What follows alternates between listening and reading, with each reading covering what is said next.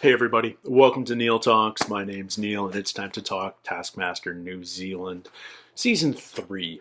This is going to be a short preamble because I'm excited just to jump into this. We left off last episode learning that it's incredibly tight scoring between our contestants. In fact, there's only 2 points separating second place through fifth. And Josh, while he does have a lead, it's only 9 points. There's 3 episodes to go. Anything can still happen. Anyone can still win without even calling it a miracle. So I'm just eager to jump into it.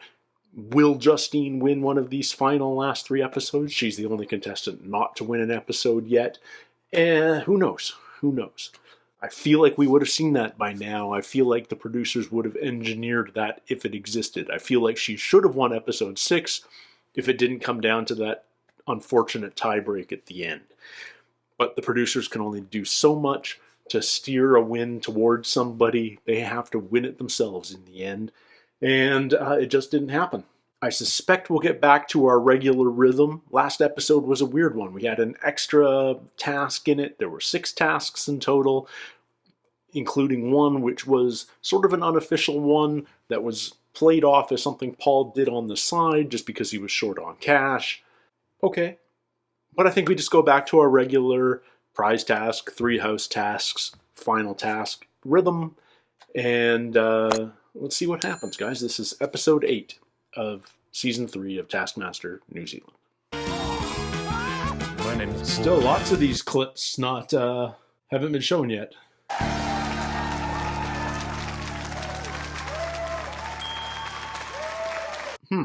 Best friends. That's not your typical episode title. Chris Parker, Josh Thomson. Oh, why is Justine Josh all Smith. dressed up? Why is Justine all dressed up? Wow. If you wouldn't mind, I'd like to just do a really quick movie review. They combine story, music, and incredibly quick photos, and they are filled with your favorite celebrities. Owen Wilson, Jackie Chan.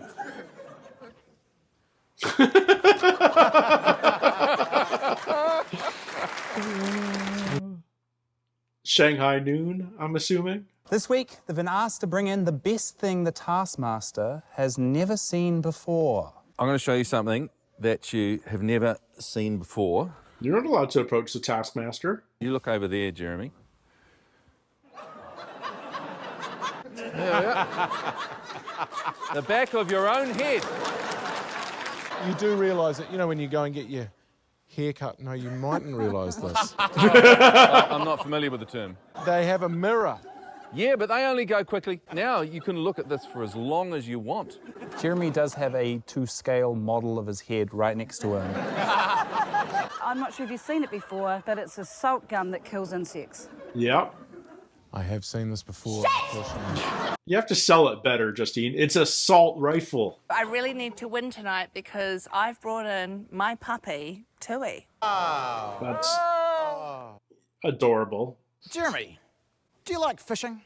Love it. Well, you'll be keen on some chum and some burley then. Well, have I got the fish bait delivery system for you? It's the David Thomson air cannon. You thwang the valve in the middle and it shoots Josh out a just heavy deserves load to win just for the actual inventions.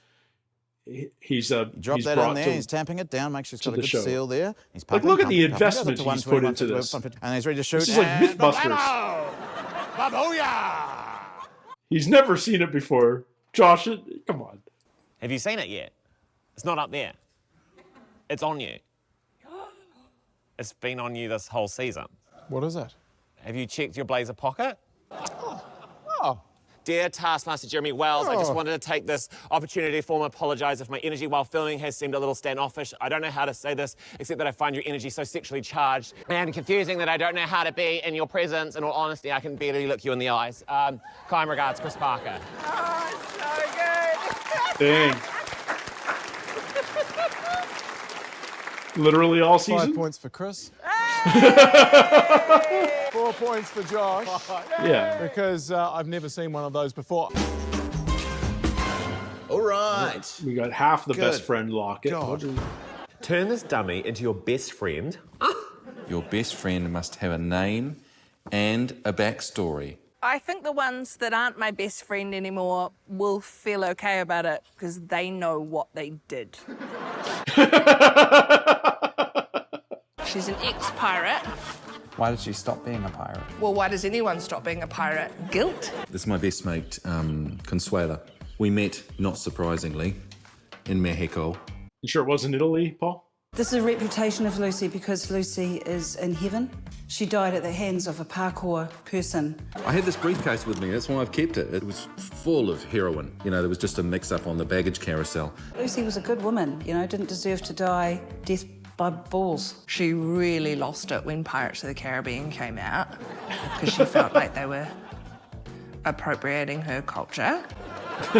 Your friend Gonorrhea. Dorothea. Yeah, Dorothea. Dorothea. You know when you can go on the Endeavour sometimes? Well, I was doing that and intermediate, and she was on her pirate Was that Cook's ship, vessel?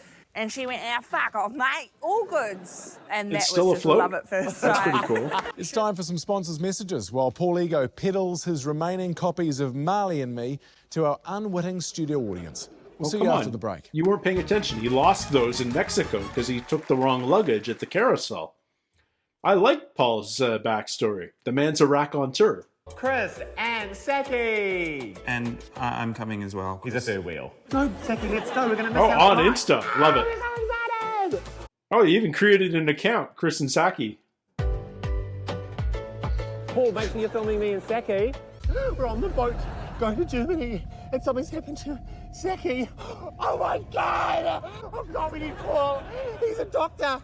Why didn't he come to Germany?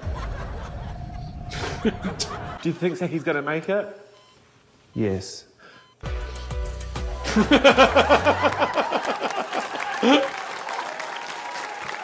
That was a roller coaster of emotion. You've got to be careful on those boats. Sometimes you'll rip your skin on them and all your sand will come out. Well, I guess it's time for your best man speech, Tony, my best friend. It was just over there that I met you. You nearly stood on a rake We didn't and killed even yourself, dress but I him. saved you with my life. Wait, stop, jump for that rake! Oh my God, you saved my life. We're gonna be best friends forever. Then we went on a road trip. Somewhere along the way, we ripped his armpit. I don't have the confidence to talk to her. What's that? Believe in myself. Okay.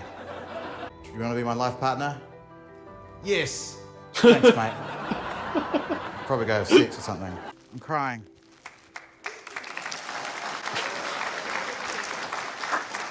A lot of it, the time Tony did look like he was doing a Nazi salute, I will say. I noticed that. We've all got our faults. I have problems with portion control, and Tony's a big Third Reich guy. I can't in good conscience give 5 points to anyone because I would not want to be any of your friends. Kura, Justine, Josh and Paul all 2 points, and then I'll give Saki 4. Yeah. Thank you, Taskmaster. Okay, you're missing out. No heroin for you. Everyone gets the same points. He does that a lot. Ooh. That's a lot of mirrors. Find your doppelganger. You must bring your doppelganger to the studio record for episode 8. Oh. And I believe we have some doppelgangers standing by somewhere lurking around. How do you know we're not them right now? This explains the costumes. Put two people in a crazy outfit together and you sell the doppel. Believe it or not, our doppelgangers have actually been sitting here the whole time. You're kidding. Look at that. Sorry, I was just walking outside and I don't know what I'm doing here. Justine, you look fantastic tonight. Did you do your own makeup? Yes, threw it in the air and ran into it. I didn't just wake up like this, like you. Josh, must have been hard growing up in Timaru in the 1980s as the only person with Tongan ancestry. No. Looking like this wasn't an issue. I know the feeling. No. We have some people who look like these comedians standing nearby. Mm-hmm. Jeepers creepers. Look at that. Kura and Kura. We don't even need to wear the same clothes. Justine. And Josh. Josh, did you put that makeup on I suggested? I did, but then I realised I looked like Justin Trudeau going to a dress-up party. Canadian joke in New You Zealand. might I not love get it. the resemblance immediately when you see us side by side, but he does this thing. You'll see the resemblance. It's just crazy to me. Whoa.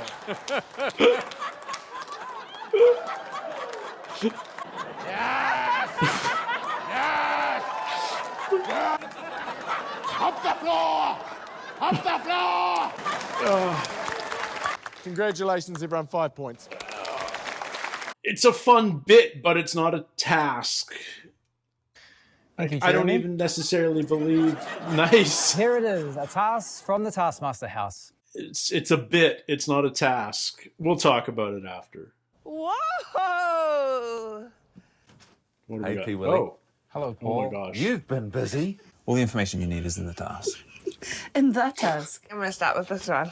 What is going on here? Complete the task. This is not the task. Fastest wins. Your time started when you entered the caravan! So you got to find the right task. Do you know which one the task is? I can't remember, sorry. All right, that's fun. This is not the task. Not the task.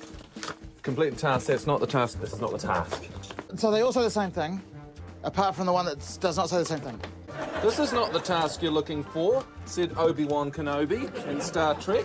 Okay, that's In gonna Star be a clue. Trek? Oh, God. Die. I hope you're joking, Fuck, Paul. where? I think it's a different language. Yeah. Is that Welsh? Yeah. This one's in Te Reo. Japanese. I don't have time to learn Japanese. Can we Google translate it? Would you mind? Okay. That would be so helpful, thank you. Complete the task. This does not work. Fast wins. The time began when you got in the car. Are you serious? They all say the same thing? Oh, look, I can just pee. This is not the task. Oh, God, I hope the task is not cleaning up. This is the task. This is the task. This is the task. This is the task. Say thank you, Paul. Thank you. Thank you. Thank you, Paul. Thank you, P. Willie. Okay. How did everyone's timings go? Just Kura find... took a total of 7 minutes 43. Josh did it quicker, 5 minutes 51. Paul went quicker even still, 3 minutes 38. Nice. But Chris, the quickest of them all, 3 minutes 24. Okay. But we're not showing... Is there a task in here? There's quite a few tasks. Entretien sur le caravan. Do you like that? Some chicks. I really did. Thanks. Maui. Thank you, Justine. What? She said thanks. Am I finished? Yeah, You said fastest ever won. you finished the task. Did I? Yeah. Okay. That's So the task confused. Are you happy with that? I don't know. Okay. Thank you. She's Thank you, so Paul. confused. Goes to show what good character and manners can do, actually. Thank you. Thank you. I suppose that's 5 points for Justine. You would No. suppose that. However, she was still the slowest. No. 8 minutes and 23 seconds. She quite enjoyed trying to speak the other languages. Chris in front with 3 minutes 24. However, What have I done? you have done nothing. Oh. It is I who have done something. I have an apology to make. Would you mind? Okay. That would be so helpful, thank you. Oh. I'm truly sorry. But that does mean that could have said thank you in 2 minutes and 1 second.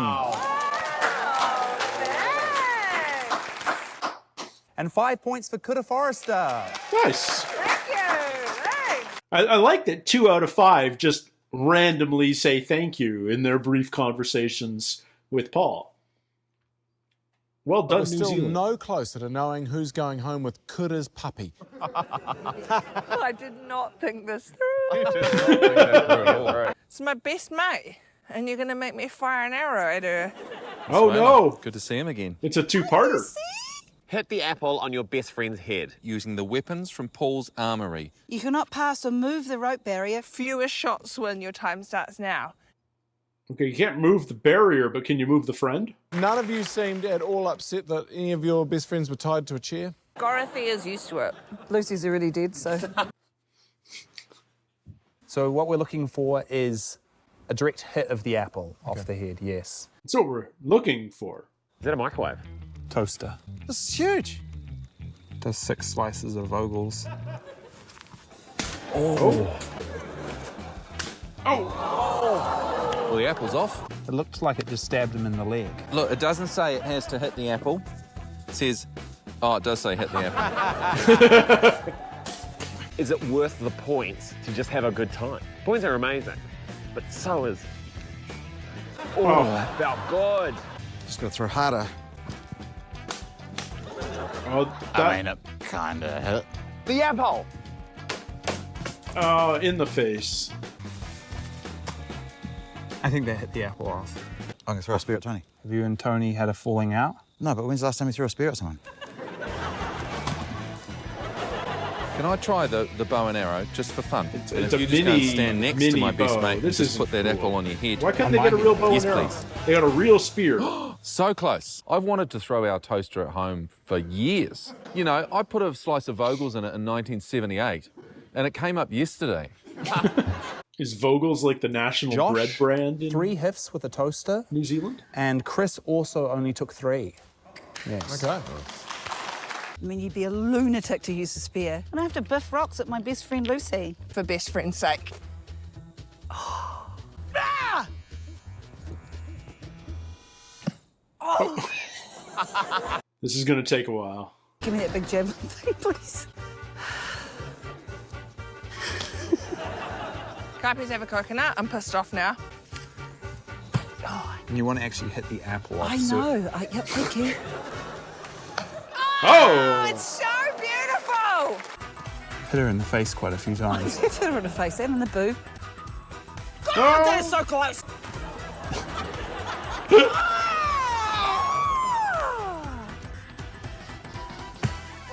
Hey! I don't give a shit about Lucy. I was the one out there in the sun chucking coconuts at a piece of fucking stuffed fabric, you know? I reckon Juzzie's at breaking point right now. Yup. Jussie's been at breaking point since episode 2. Kura hit the apple in 17 goes with a very clean hit. And Justine very nearly on the 3rd attempt and then properly on the 87th attempt. Oh my god. That's worse than Josh flipping coins. 5 points each for Josh and Chris. Well done. In first place with 23 points, Chris Parker. Did we squeeze an extra task in here this week too? Man. Draw a stunning self-portrait while playing tag. When you are it, you cannot draw. You must crawl on all 4s until you tag another player. You have 120 seconds.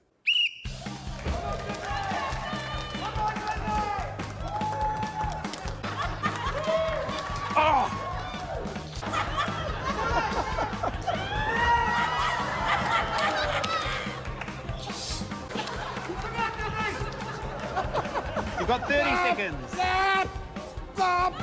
Kura's drawing on Josh's. Oh. This seems like 20 more than seconds. 2 minutes.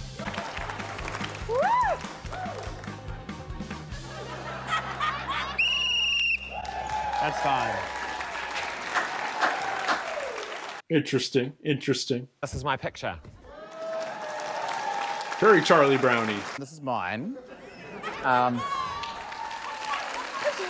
You got a real style.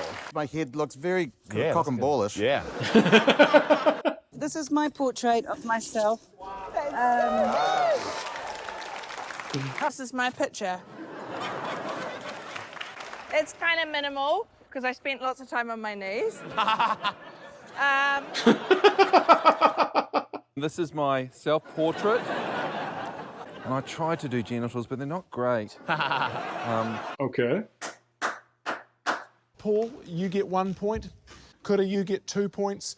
3 points for you, Josh. 4 points for Chris. And 5 points for Justine. A beautiful piece of art. Real good. He's won 3 in a row. Wow. The winner of episode 8, Chris Parker. Crazy. Oh, he's putting himself back into contention. Paul Martier, good night.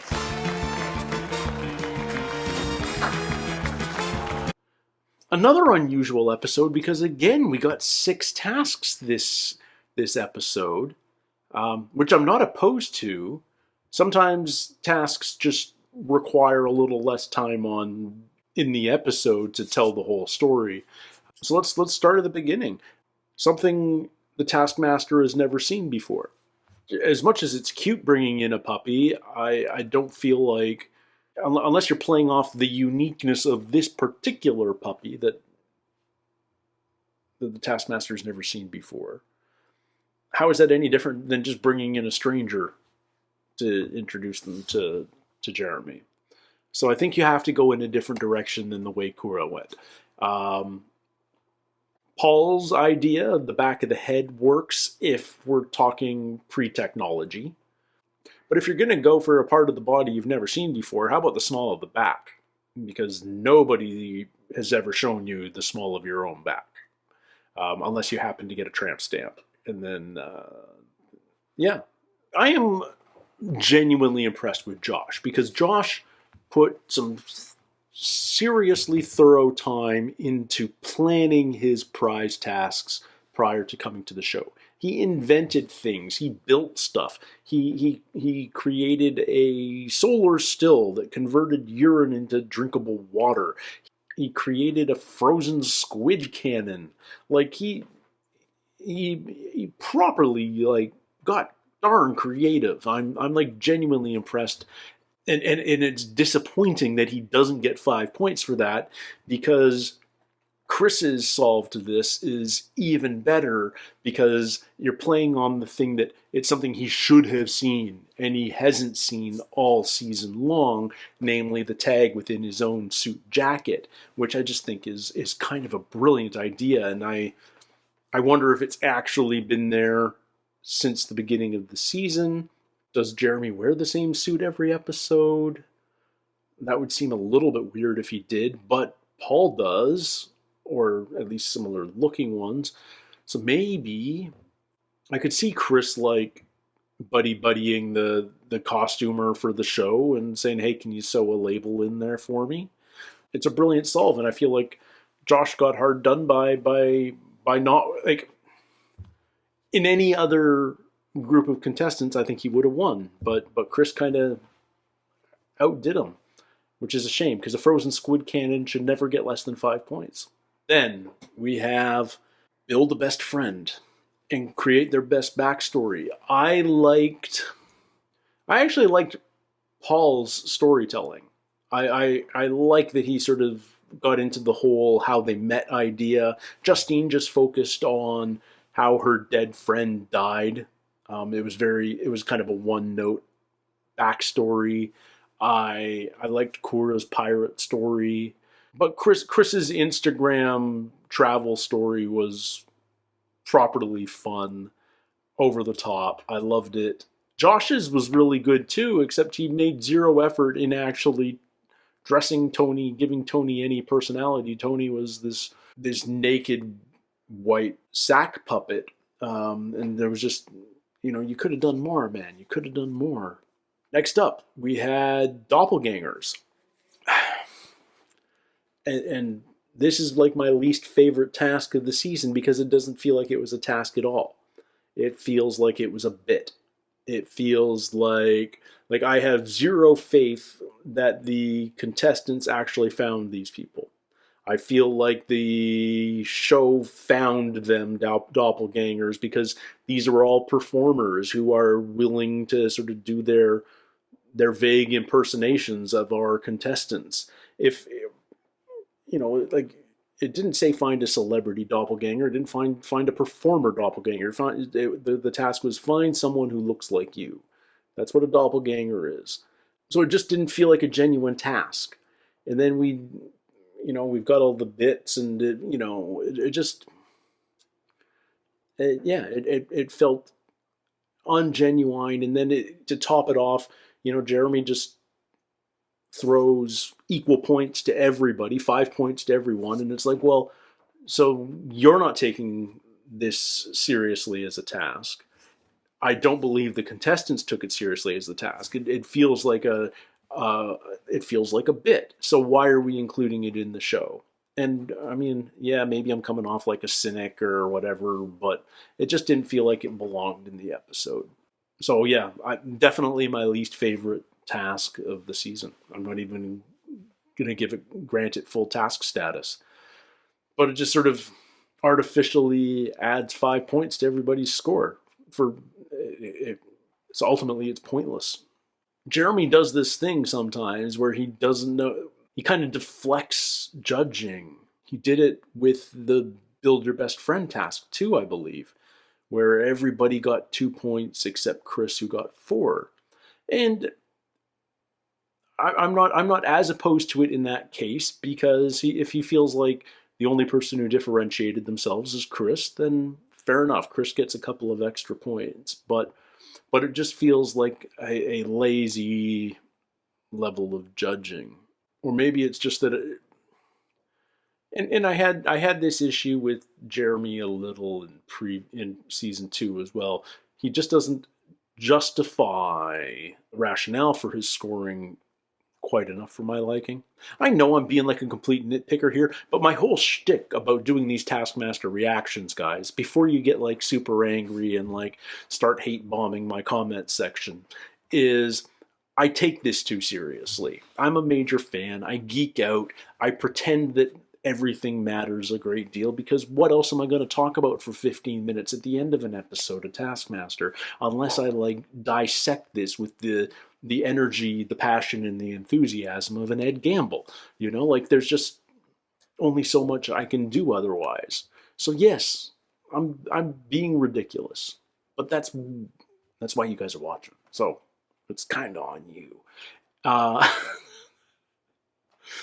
Next task was basically find out what the task is in the caravan.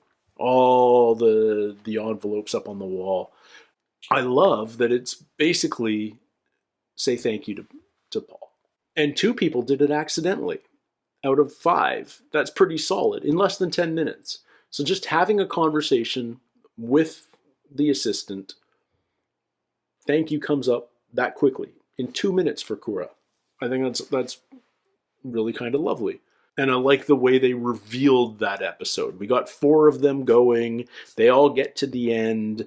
They find out what the task actually is by finding that particular envelope and say thank you. And then we do Justine's, and she stumbles into it and like nails it obliviously, as Jeremy says, is so completely confused as she walks away from the caravan.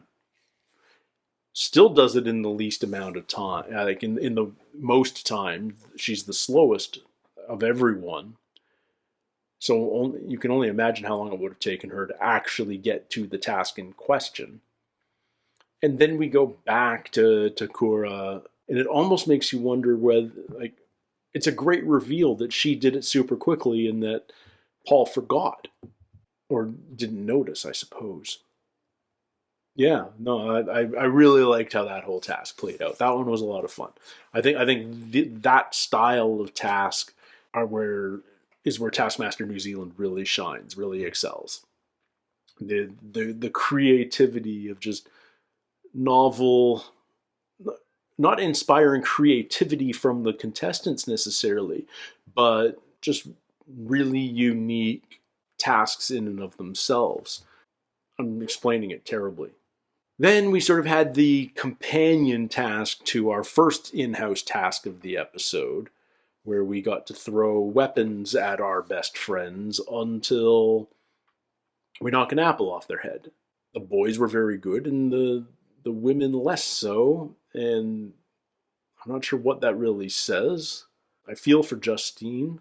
87 throws, like, man, that's brutal.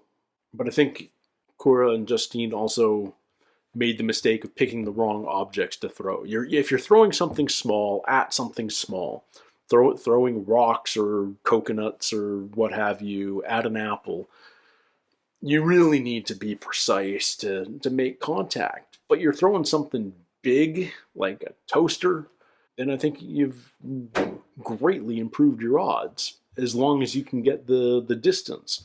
But yeah, I wonder if the producers were hoping to inspire someone to not want to throw stuff at their best friend. seems like a bit of a stretch. Everyone's here to compete. No one really thinks that beanbag mannequin is a friend, even if they did create a backstory for 5 minutes or so. So if that's what they were going for, they didn't get it, and I'm not sure they really had much of a chance of getting that in performance. But it was still fun. I would have loved to chuck a spear and a pitchfork at something that's vaguely human-esque. You know, like we're discouraged from doing such things in real life. You know, I think it's like Paul said, you know, how often do you actually even just get to throw stuff? And here, not only are you told to do it and encouraged to do it, you're doing it for reward, which is kind of gratifying. Must feel really nice. I don't know if I've ever... No, that's not true. I've chucked a spear equivalent, but when I was like 10 and I did my created backyard Olympics for the neighborhood kids. Since then, not so much. And then our final task of the show. Why am I blanking on what the final task of the show was? Oh yeah, the self-portrait tag. It felt more than 120 seconds. Did it feel like more than 120 seconds to you? I feel like we saw all of it, and I feel like it lasted more than 2 minutes. And some pretty solid drawings, all things considered, for just 2 minutes of sketching with thick Sharpie. And I think Jeremy probably nailed the scoring for this one. Paul, then Kura, then Josh, then Chris, then Justine. You know, like you could debate Chris and Justine for whose was better, depending on what style you prefer. But I think that's pretty decent scoring there.